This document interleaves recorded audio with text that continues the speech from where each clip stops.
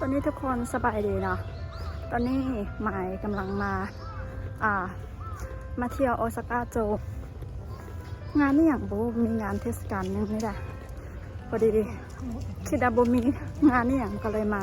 คิดว่าจะมาย่างแบบชิวๆเนาะแต่ว่าคนปกติหลายชิวบ่ได้โอเคเดี๋ยวเราไปลองเบิ่งกันเลย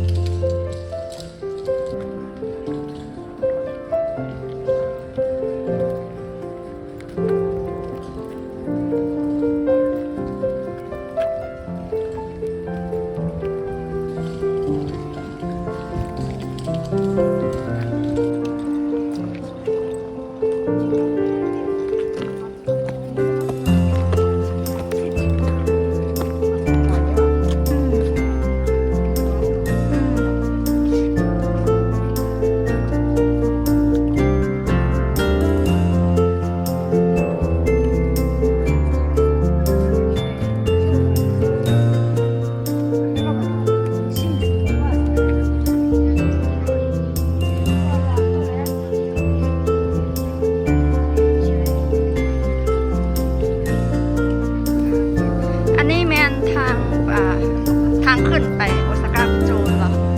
เขาต้องเรียกนะฮอโอซาก้าแบบเขาต้องจะไปปราสาทเลยนะปราสาท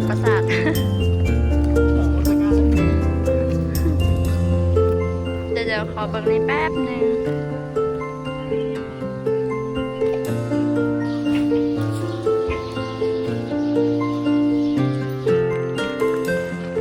ไปเราจะขึ้นไปทางนู้นขึ้นไปเลยอุ้ยจ้ะเดี๋ยวทุกคนเราก็จะได้เห็นวิวแบบงามๆเลยเห็นเพราะว่าเราขึ้นมาทำอะไรอ่ะว้าว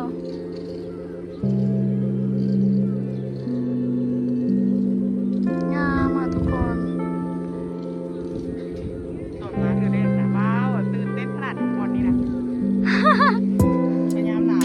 ใครเอ่ยวันนี้เรามาฮอตโอซาก้าโจแล้วนะทุกคนเนาะปราสาทโอซาก้าเป็นบ้านทุกคนวิวงามแฮงทุกคนไม่ค่อยเห็นวิวปันใดนะเพราะว่ามันฮอนโพดแต่ว่าก็โคตรงามเลยเดี๋ยวเขาจะพาขึ้นไปเบิ้งอยู่ทางเทิงเลยนะทุกคนเนาะมากับไผ่ทุกคนมากับสาวน้อยคนงามอุ้ยยังถ่ายแล้ววิดีโอน้อยสาวน้อยคนงามมาอยู่ญี่ปุ่นฮอตจักปีแล้ว